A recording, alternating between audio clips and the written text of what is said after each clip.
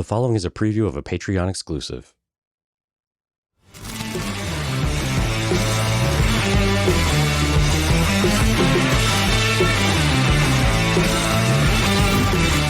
Okay, so let's talk about the assumptions.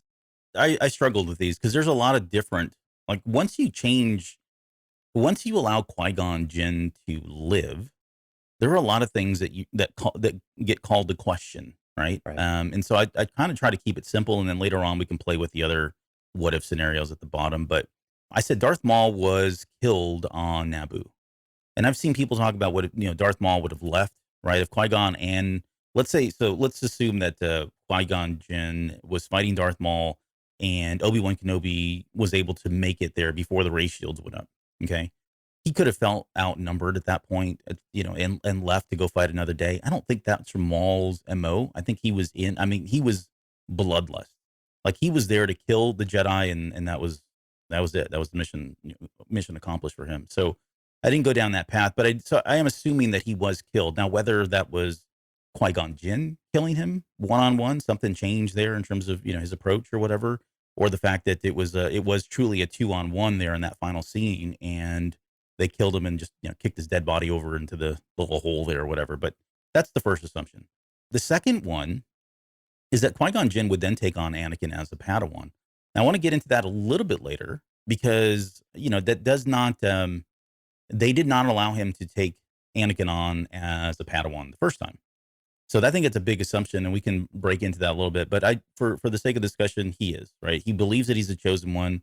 He told Obi-Wan Kenobi that was his last dying wish, which we know was the whole reason they even allowed it to begin with, was because he had stopped the dark side, and it was his last dying wish. So that's the second one. And then the third one is that Anakin is still the chosen one, right? Nothing changes there. And we can talk about what that infers a little bit later. But those are kind of the three assumptions. I don't know if there's anything you want to add to that. Feel free to do so. Well, the one I wanted to add, but the more I thought about it, I was like, maybe we shouldn't because it's probably more of the discussion, is I still believe that Dooku leaves the Jedi Order.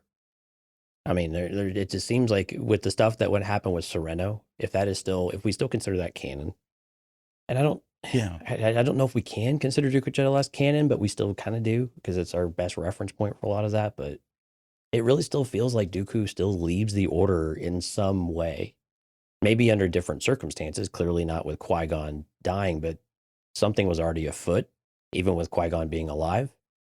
So him leaving the Order and already linking up with Sidious are already givens as well, because they've already happened. Right. Right. No, so you're not wrong. No, I and that's my apologies. Like, I figured that was just kind of inferred, like it was. But I'm with you. Well, I But think Dooku it's important to just to reiterate. I think just Yes. because with the, like you said, with the what if nature of Qui-Gon, some people I've heard, and I've had this conversation with others, like, well, no, Dooku would have just stayed, or he would have taken him with them, but he would have stayed longer. I'm like, well, he already had one foot out the door. Yeah. Like no one no one knew it yet. Right. So I think some of that's just, I think it also helps clear that Dooku still is going to the dark side, at least on the path, right? That part is still defined and cleared. But yeah, just kind of making sure it was spoken, I guess. Yeah. I mean, so Dooku leaving the Jedi Order, here's how I frame this. Dooku leaving the Order and Dooku going to the dark side are not mutually exclusive, right? Right. And for the sake of discussion, I mean, what do we say? Could he have saved him? We're speaking very explicitly about saving him from the dark side. I think you're right. Like, I think we know, like, Qui-Gon Jinn was not going to save him from leaving the Order. That's Right. very clear, right? Though he had some own, for all the reasons we've already discussed. I'm not going to rehash all that, right? So I'm with you. I think this is really truly about him going to the dark side is more than leaving the Jedi Order. In all of our discussion points here, this is under the assumption that he did leave the Jedi Order, because I think that was just going so much against his own personal beliefs and how he viewed the Force. Same thing with Qui-Gon Jinn. And we'll get into that here a little bit too, because you mentioned the comic book, Right. and there was actually some pretty good stuff in there that kind of reinforces some of the viewpoints, not only of Qui-Gon Jinn, but some of the things that we saw from Count Dooku as well. So kind of passed down. Right. And here's Lauren coming in with some good hot takes here. I still believe Qui-Gon could have saved him. Okay, we'll get to that here in a little bit, Lauren. We have to have our own episode with just Lauren so that she can, like, she believes in the good of everyone. Everyone is savable. Yeah, that's why So we you're have very her on pure the of show. heart. Yes. Yeah. Although I used to be that. Now I'm more. I mean, now I got an Empire hat. So what does that tell you? I know you're all sorts of confused these days. I'm all sorts of confused. I'm like Dooku. I'm like 1 foot out. So you have to bring me back over. I will say though, I think Dooku, like on the path to the dark side, he's already on it. So, but yeah, it's more about can he be brought back from it before he truly becomes, Lord Tyrannus. Yeah. Okay, so let's talk. Let's kind of shift the focus now over to Qui-Gon, so that we can kind of figure out like what was it about Qui-Gon that we feel like could have helped him. And the first thing is just how in line, right? What are some of the examples that we saw where Dooku and Qui-Gon Jinn's views on the purpose of the Jedi or the living force or whatever it is were, I guess, in alignment there. Yeah, I think the main one is that Qui-Gon was, I mean, Tales of the Jedi had just kind of put it really clearly, right? Whenever he goes into the barn to save and pulls the senator's son out, saving both the senator and Dooku's life right away, and potentially more because you don't know how off the hinge Dooku would have got. But I think it was that belief in people that they will make the right decision Hmm. and acting in the moment, that living force aspect of things for Qui-Gon, like was just grounding for Dooku, I think. Right. Dooku was very impulsive. Dooku would make a lot of rash decisions sometimes, even though super intelligent and calculated. But he would get emotional and he would respond and react. Whereas Qui-Gon was just very centered and very grounded. He had the concept of the balance of the Force was really important. And I think Dooku recognized that, and I think he leaned on that. He Yeah. needed that. I mean, it was a really good counterpoint. When you talk about master and apprentice, it's not always that you become the same one or you do all the same things or you have the same movements or whatever it might be. Is that you have this really you learn how to work with someone and you complement someone really well.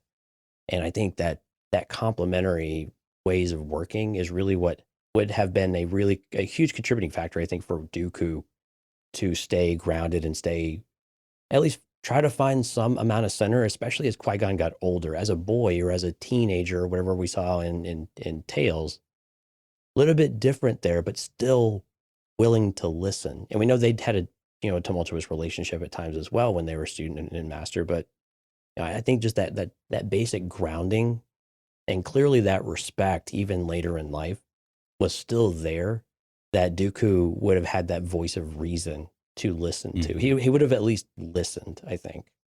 Yeah, I agree with all of that. Like I said, and this is why this is so important to that if there was any one person, it's probably him. In the to go to the comic book, the one of the things that stood out to me was there was a moment there where, and this is the what was it, Age of Age of the Republic, yeah, Republic, 2018, yeah, yeah. And there's a moment there where Dooku, I'm sorry, Qui Gon Jinn is sitting with Yoda, right. and they're kind of contemplating, and Yoda knows there's something bothering Qui Gon Jinn, and eventually he says, "I feel there's a loss of vision." In speaking about the Jedi Order. Very similar to Dooku's conversation with Yaddle in some ways. Yes. Yeah. And so, and like you said, it's not because, I mean, yeah, granted, there's probably some aspect of it where he was trained under Dooku and, they think very similar in that way, right? I get some of that. But Qui-Gon was at this point his own person and he was following the Force. He was following the living Force. I mean, in that comic book, and we talked about this when we broke that comic down. I mean, what does he do to go kind of figure out, clear his head or figure out his feelings? He jumps into a ship and then just allows the living force to just take him wherever it may take him. And he trusts in the living force it's in so much that he just allows that to happen, It was like a forced walkabout. Yeah, exactly. Like, yeah. And so that's, I mean, that kind of gives you the mindset. Now, that's not what Dooku would do. Dooku's really not kind of like that. But at the same time, so where I'm going with this is that even though they had very different aspects or viewpoints of the force and how the force works and how it controls them or doesn't control them in their later years in their adult life, both of them were able to acknowledge that there was a lack of vision, right? There was a moment in that comic book also where he was telling Yoda that he didn't like being called a warrior. Right. Like that really bothered him. And it didn't really seem to bother Yoda that much, honestly. So yeah, from that perspective, you get the sense that they were, two people that truly felt like the Jedi Order had lost their ways. They weren't living up to the Jedi code anymore. They had become, in some ways, these lapdogs of the senators and all that. So, from that regard, I think those two viewpoints are similar. We talked about the relationship piece as well. I still think that Well, no, I'm not gonna get into that. I was gonna get into this whole Padme or no, I'm sorry, Shmi and Qui-Gon Jinn thing, but that's just me shipping them, so we won't get into that. Yeah, that's best left tabled. Yeah, but I think you're Lauren, we'll right. do that one Yeah, later. you and Lauren can do that one. I will step Well, out. yeah, the Yeah, Shmi, you'll have fun with that one. yeah, Qui-Gon Jinn ship. That's the Uber Okay, Patreon special, let right? me take That that no down one's a tier of. quick here. Yeah, no, I agree with you though. I think even the perception of the council is an extension of that. That is a similarity between Dooku and Qui-Gon Jinn, where they're talking with their superiors, or where they're talking with the council, which is what you're supposed to do. When something's troubling you, you go to your senior and you talk to them and you have that. But I think a key difference, though, a little bit of a difference, is that Qui-Gon was willing to be a bit more vulnerable and listen to whatever the response is. He hadn't shut down quite yet. And maybe that's his, he's still much younger than Dooku, of course, but Sure. so I think some of that is also just those years of experience. But both of them see the Jedi Order and they're concerned about it. They're concerned about the council. And they're concerned that these bodies that are supposed to represent them and be that sound judgment are cutting corners. They've lost they have a lack of vision, to quote, the Emperor Palpatine at that point later on. Mm-hmm. So what do you do with that whenever you're faced with that? I guess, man, that difficult decision where you lose faith in who you are supposed to be following. Yeah. And what are you supposed to do? You're supposed to turn to the Force. I think this is where Yoda gives decent counsel, I think, in the comic as well. He's like, we always turn to the Force, and we turn to the living Force, for that inspiration, for that sight, for that insight and wisdom. When we have to ask the questions, I think one of them. We'll talk a little bit more about differences, I guess, here in a little bit, but yeah, we have to ask the questions. It was a really important one. I think both Dooku and Qui-Gon have always been really good at that. They've always been very curious and very open-minded in a lot of different ways. So this next question that I have, I don't know that it's a really fair question, to be honest. I really went back and forth on. I mean, it needs to be asked. I just don't know the right answer to it. Because in some way, if we've made the argument that he was not happy with the Jedi Order, and if Qui-Gon was to save him, for me, it feels like it would have to have started with Qui-Gon trying to get to him and saying that, look, the Jedi Order is salvageable, right? There's still something there that we can redeem, reclaim. It's not completely lost. It's not completely gone, right? And so, is that Qui-Gon trying to convince them that they approach the Jedi Order together and change the Jedi Order's ways? Is it going into the Senate and changing something at the Senate level so that they're not influenced in the Jedi Order in the way that they are? Or is it some combination thereof? Right. And again, this is assuming that he doesn't just say, I'm done with the Jedi Order too, right? And I'm coming to join you as a separatist person, kind of like what Caleb was talking about here in the chat, which is kind of one of our hypotheticals down at the bottom. Yeah, Qui-Gon wouldn't have been a separatist either, but we'll talk about that later. I think, yes, I think this is a bit of a difference between them. I think Dooku is like, F it, I'm out kind of thing, right? His patience is worn thin. He's done. I think Qui-Gon would keep trying though. And he would stick with it to keep trying because he's not. And I think both him and Dooku have been like this in the past, where they are both. They will present a challenging case, and they will challenge, and they will speak up for what they believe, even if it's in defiance or perceived defiance of the council. I think Qui-Gon probably would have banged his head against that wall a few more times, but I think at the end of the day, they both knew that they could not change the Jedi Council's mind. Like the Order's mind was made up. It was this just unstoppable force of the direction it was going. There was just way too much momentum for it to go anywhere else. And of course, the other thing is always, of course, Palpatine is dragging them into the Republic, almost literally, without them realizing it, and integrating them. And of course, the things that we get later on with the Acts and the Senate and all of that. But so I think Qui-Gon would have kept trying. But I think at some point, they both fundamentally knew this is a lost cause. But maybe I can still do something about it. But I think they both would have lost faith at some point. I mean, they already have lost faith, but I think they would have both at some point still said, no, this is just not working out. Yeah.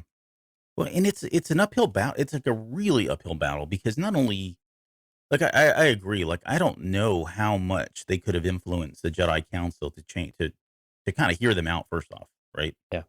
I mean, you think about Luke Skywalker and him talking about kind of the arrogance of the Jedi Order.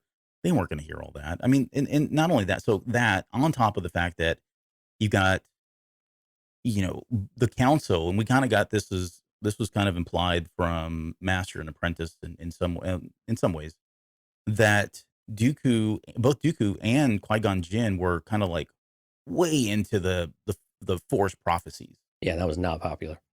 Not a popular opinion at all. Yeah, people were threatened by it. I mean, they thought it was borderline blasphemy Heresy, almost. Yeah, blasphemy, yeah. And so you know, so then not only that, but you know, it was kind of like, oh, here comes Dooku and his great. quack Yeah, crazy old Padawan Dooku. with another theory, Right. right? Much like people think about our show.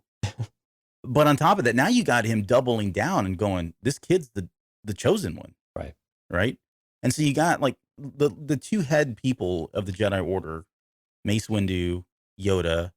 I don't think either one of them truly believed that he was the chosen one. We know Mace didn't, right? Right. I don't know if Yoda. we ever really got clarity around Yoda's I mean, perspective on it. I think he was kind of like, "What's the harm?"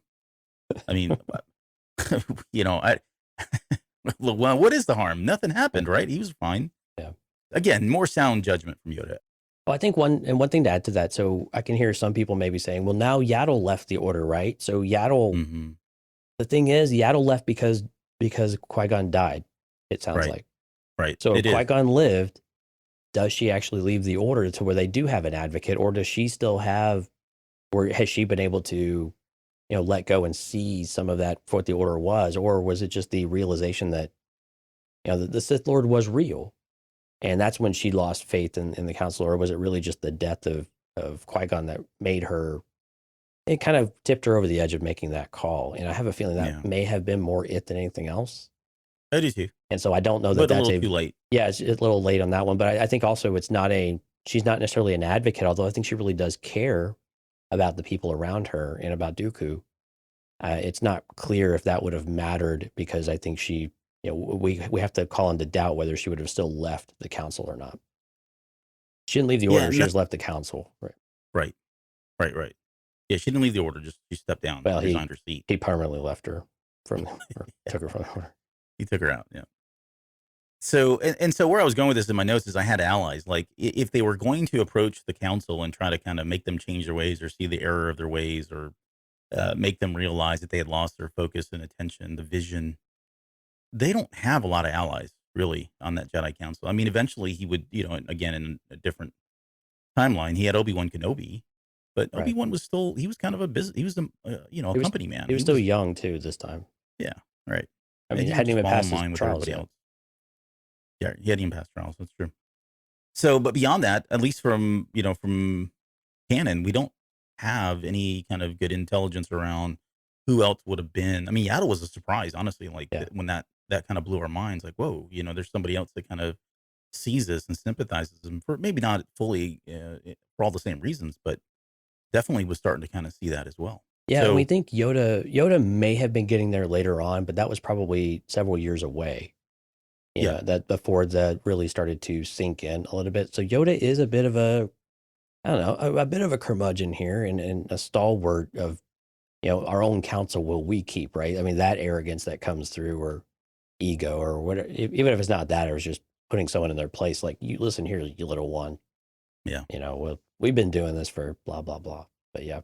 So yeah, that would have been really difficult for him to do. So okay, so he can't overturn he can't, I guess they can't change the Jedi Order. I think it's even well, I don't know. Could they have done anything at the Senate? Because No.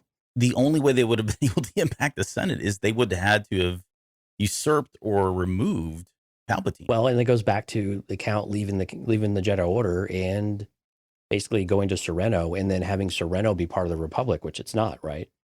Right. So I think that's the only other way you get into the Senate, is if you say Count, you know, Sereno now is representing them within the Republic. If I'm wrong on that one, please correct me though. I think you're right. I don't think I think they were were. I think they were independent way back when, but I can't remember. Yeah.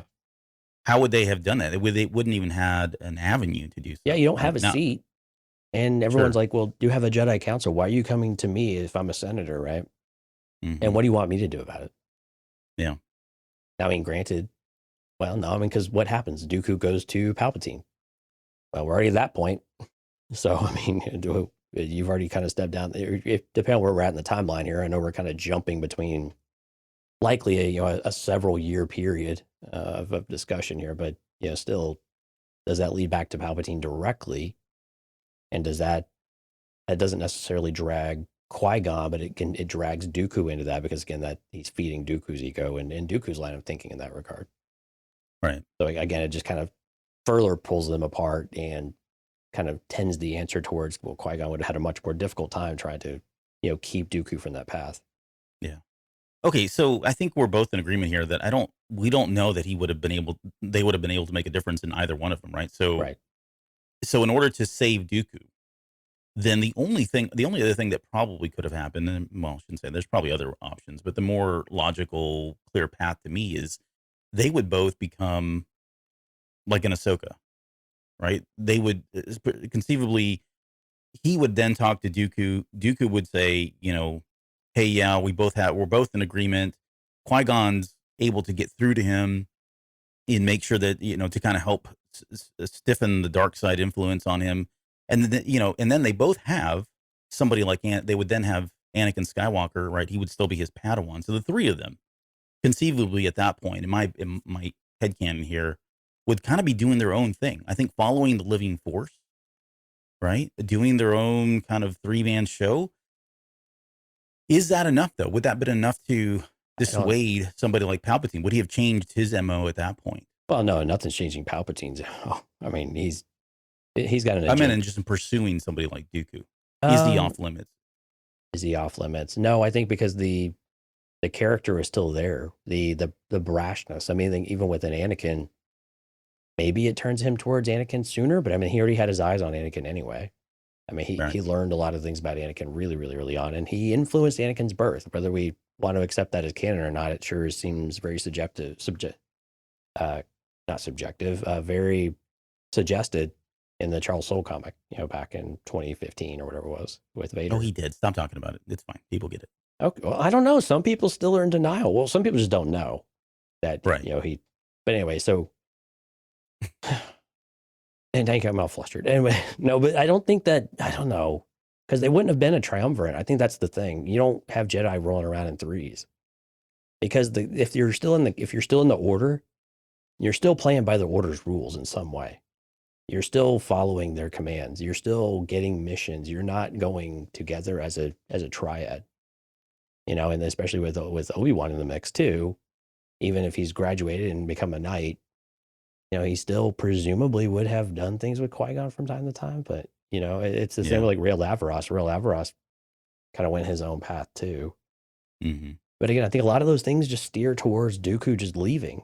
I mean, because if you're upset with things enough, clearly you're just going to step out and not keep up with it. I don't know that Qui-Gon could have left. I don't think Qui-Gon could have kept him from leaving the order. I think is maybe step one. I think that was pretty much a given. He was gonna leave. And coming back and doing things with the Jedi seems very unlikely to me, unless they had something very specific with Sereno that they had to like be on that planet for a specific reason. Mm-hmm. But otherwise, it's why would their paths cross at that point? Yeah, this is where things get really kind of hairy for me, because I would agree. Like I don't know that they would still be. I don't think they'd be outside of the Emperor's radar. In fact, I think he would see this as even a more sweeter kind of challenge, right? Because now you've got Count Dooku, who he still feels like he can get on his side. You've got somebody like a second person now, like Qui-Gon Jinn. Although Qui-Gon Jinn was not going to be tainted. There's just nothing that believes that he would ever turn to the dark side, right? Right.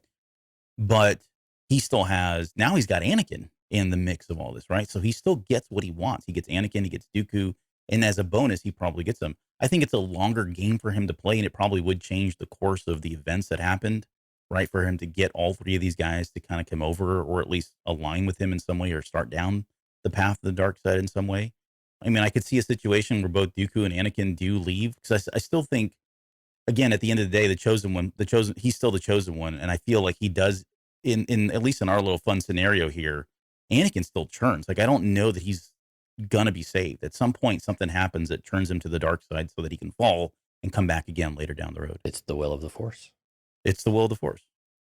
We got to talk about this more because this is starting to come up a lot more too. And, Right. and our viewpoints haven't really changed, but I don't think we've really kind of broken. Not since we did the breakdown on the Force have we got into it, but it's starting to Uh, rear its head almost a lot more here almost lately. 5 years ago. Yeah, yeah, it's been a while. But I do feel like some of these things are just inescapable, right? You can't change the destiny of some of these things because it is the will of the Force. Things may look a little different. And so going back to this whole piece. So I think from that perspective, I think to be fair to the question about whether or not he could have saved him, I think we've kind of laid out all the reasons why somebody like Qui-Gon Jinn could save him. I don't disagree with that. I don't know. And for me, it kind of lands in two scenarios. He saves him, and together they go down this path that eventually, Anakin Skywalker is converted over and they're not. Or the other scenario is somebody like Qui-Gon or Anakin is converted. I'm sorry, Anakin and Dooku are converted still at some point. But I think, again, to go back to the question, yes, I think somebody like Qui-Gon Jinn could have at least prevented, if not slowed down, the rapid progression that Dooku went down with the dark side. But I don't know that it's going to change and alter a lot of the same events that happened down the road. Yeah, I think a lot of it was if Dooku leaves, and even if Qui-Gon leaves, I don't think they stay together. And I think this fundamentally goes to what would if Qui-Gon leaves, he is going to leave to pursue the study and the following of the living force. That is not Dooku. I mean, effectively, in the High Republic type of mentality, Qui-Gon becomes almost like this way seeker type of Yeah, role, right? Not you really kind of operate outside of the Jedi Order, but you're friendly with them, right? But people don't necessarily look at you with kind eyes all the time. And so you have this outsider aspect. So I don't think even if they both leave that they're not, and this is why I don't think Qui-Gon would be a separatist either, because he would follow the Force. He wouldn't follow the agenda of this political arena. If anything, he would be out there trying to help whoever and whenever he could in a variety of ways, but he wouldn't be picking sides because that's not what balance is. And, right. and at least in his perspective, and we learned this a lot from the comic as well about what this true achievement is. Because when you take arms, you're just feeding the dark side. You're feeding the dark side. But the lesson that he came away from that is that light always finds a way. Like the light wants to be there with the dark, and so you have to be able to let it in. And that's the key difference between him and Dooku is that he's Yeah, willing to let that light come back in. Dooku has shut that off. And I don't know if that door can be opened. And even when it is like, I went back and rewatched the scenes with Obi-Wan Kenobi and Attack of the Clones. I mean, you really do feel like he could really use his counsel. I really need my friend. I really miss and I need that guidance from him because it helped centered him. It helped ground him. And it's no longer there because he just can't do it himself. And I yeah, don't think that without Qui-Gon being there consistently. And again, I think Palpatine still gets his hooks into Dooku because if he's the Count of Sereno, which still, I think, again, still is the path that he goes, all the things still happen. Dooku is still unhappy with the state of the galaxy. He's still pissed off with the Jedi. He's still pissed off with the Republic. So all of these things, and now he's accumulating power and influence even more than he had before.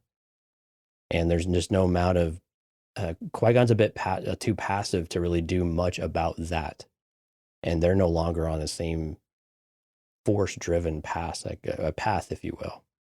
yeah. And so I think it's just a fundamental difference by that time. And I think they were already straying far enough from it, even in the material that we've had before Qui-Gon's death. I think it was just inevitable that they wouldn't have been able to stay linked together for very long. And even if they did, it would be very elastic is probably still really generous of a word. It would be very erratic. Do you think then there's a scenario? Because this is how I rationalize it all. At the end of the day, I still feel like, again, yes, he could have saved him. And when I say that, that implies that there is a constant communication, there, a constant contact. If somebody like Dooku, like you said earlier, we know that he was struggling. He was looking for somebody like Qui-Gon's counsel. He knows that, that Qui-Gon did ground him. We saw that very clearly and evidently in the Tales of the Jedi episode. where he acknowledges, had you not been here, things could have been worse. Yeah. At some point, I'm in agreement. Like, I feel like the Emperor is still going to reach out to him for all the reasons that we've already talked about, the power and the position and all that. So had he reached out, I think that at least in my head, Dooku would have started to feel that pull to the dark side, much like Anakin, right? And we can argue that Anakin went down that path for the same reasons. Like, he didn't have Qui-Gon Jinn there. And had he had Qui-Gon, again, that's a whole nother discussion that everybody's, dissected 10 ways to November. But Right.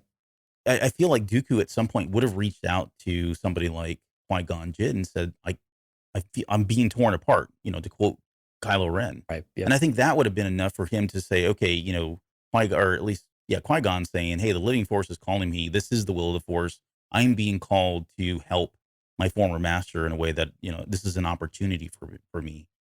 So, whether that becomes a new type of relationship or they end up pairing together or whatever, but that's how I, in my head, rationalized that they would still have, that contact, because I feel like he would acknowledge that he needs help. And the only person he would have at that point would be somebody like Qui-Gon. All right, let me ask you a really uncomfortable question. Size No, 9. no, stop it. Oh, Stop it. All right, so that call gets made because I like where you're going, and I do agree with you in some respects on here. But there's a scenario that comes up that is very dark and very concerning. Qui-Gon answers the call, right? He makes the call for Dooku makes the call for help. Qui-Gon's like, absolutely. hello. Yeah, hello. What do you need? I have a special set of skills, as Derpy reminded us. Yeah. So he invites him out there, and it's genuine intent. It doesn't go. Maybe Dooku's frustration and things like that continue to mount, and it becomes more of a sales pitch to Qui-Gon. Qui-Gon says no. What does Dooku do? So Qui-Gon says no to, I'm not going to help you? No, he helps him, but then the help that Dooku really wanted, Oh. it wasn't necessarily altruistic, or it was clear that it was going down a different path that Dooku, because this is the thing we have to be careful about Dooku. Dooku, even when he asks for help, it's not always, and again, I like it because I think he would have done this, and I think it would have been genuine, but I don't trust Dooku. I never have when it comes to not serving his own interests and needs. We just have too many examples of it, right? Even when he was with a Jedi and when he was a little more idealistic about being a Jedi, he still served his own interests a lot. And so I have very high degree of confidence that he would have skewed this that says, yes, I need your help, but I need it because I need you to join my cause at the same time. And if he was far enough down the darker path by that point when he did ask for help and Qui-Gon refused to, I don't know if you want to say team up, but yeah, if a Dark I get Lord, what you're asking. Yeah, Dark Lord would have to put them down, right?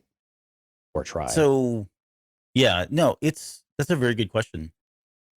And not to give a cop-out answer, but I think it depends on how far down if he makes that call early on. Yeah, it depends a lot, right? Yeah, it depends on how far down the path he is at that point. Because if it's after killing Yaddle, probably a little different conversation than if it was, a week before. Correct. So I think again, it's about the severity of where he's at in his head. Like we don't know. I mean, this is again pure theory speculation as far as when he would even acknowledge that something was not right.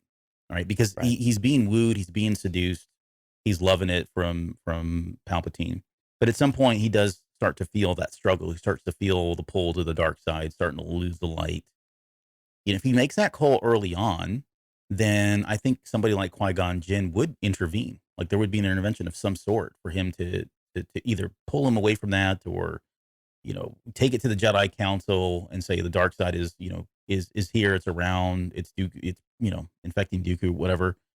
But you're right. At some point, those, you get diminishing returns and there is a point of no return at all. And you're right. I don't think that would have gone over well. It would have been a very awkward conversation because I think Dooku would have been like, yeah, let's get you in on this too, because now I need an apprentice and we have, the chosen one. So I don't know if I answered your question. I agree I agree with your assessment though, that at some point that would be. It's a slippery slope question. So it wasn't really a fair kind of scenario because it can go in a lot of different ways. And there's a lot of, well, maybe, but if this was, there's a lot of uncertainty. I think there's Hmm. one quote when I kind of think about all this together, especially what you were talking about before I kind of derailed you there. What Qui-Gon says to Padme in episode 1, I can protect you, I can't fight a war for you. And I think existentially that still applies. I think that applies to this situation here too with Dooku. You know, Hmm. he could fend it off for a while, but at some point you get tired. At some point you get worn down. At some point, and I'm not saying he get tired or anything, but I mean just in just kind of work with me here. But it's that situation though of like where he can't take everything on for you and bring you back to the light single handedly, kicking and screaming, and it's all good. And I need to throw you in rehab, right? Dark side rehab. Hmm. It's not how it works. So he can help him, he can protect him, he can try to run interference and put the blockers and show and help him and respond and be that friend. But he can't do all the work for him either. And I think that's the thing where Dooku, it's hard for me to get on board that says that Dooku would have put the work in to really stop doing some of the things that were in conflict with maybe some of his Jedi upbringing. And not that saying that all of those are great, but fundamentally the Jedi are trying to be good citizens, right? Yeah. Protect the galaxy and all that good stuff. But again, I don't know that Qui-Gon would have enough endurance to continue to do that, nor is that the right thing to do because then that we call that codependence, right? Yeah, and that was the scenario where I feel like, okay, so then what happens? Either he doesn't intervene and just sorry, you can't do that. Kind of goes against the right moral code, or they suddenly become this new group of force users that's out gallivanting across the galaxy to what end? I mean, I guess they become the hippies. They're just out there following the force and living their lives. But I mean, that's just not a likely scenario I either. mean, I can go far darker on you too. If the will of the Force is for Dooku to turn, and the will Hmm. of the Force is for Qui-Gon to die and to be part of that, put them together, and Dooku puts Qui-Gon Kills Qui down, Gon. and Yeah, that's his descent into the dark side, permanently. yeah. Now, I'd consider that too at some point. Again, I think it just goes back to what you said. It's like, where's the meter? Where's the dark side meter when they come back together? Because they wouldn't. I mean, it wouldn't be an immediate thing. We're talking potentially years that would pass before Absolutely, yeah. Dooku reached out. So where's Qui Gon at that point? Well, Where's Anakin? what is the Clone Wars? I mean, how the Clone? I mean, there's so many what ifs. It's really difficult to not go down. Like this is why time travel is a terrible idea too, right? You change one thing, and goodness knows everything else changes with it, right?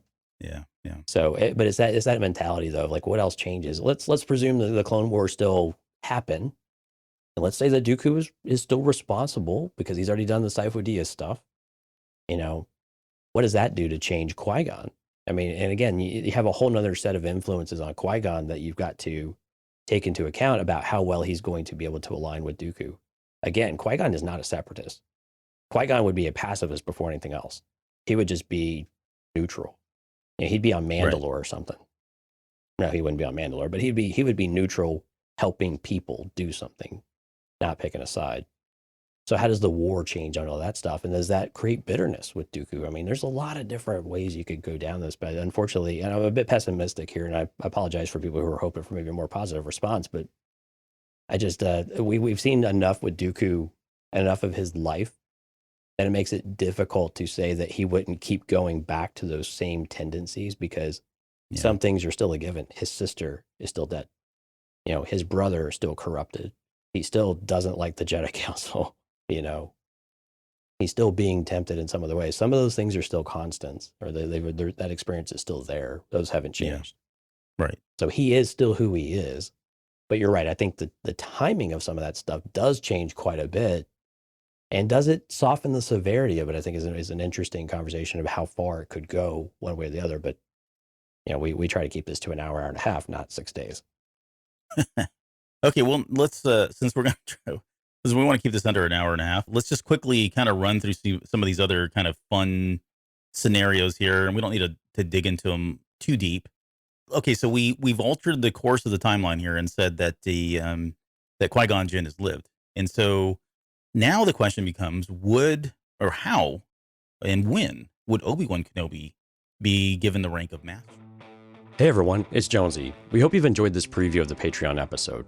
If you'd like to listen to the episode in full, we invite you to head over to cantinacast.com/Patreon. Access to this episode begins at the $2 After Dark tier. If you're interested in joining a future Patreon episode, we encourage you to check out our Now Part of the Tribe and Delusions of Grandeur tiers. You can find all the details at cantinacast.com/Patreon.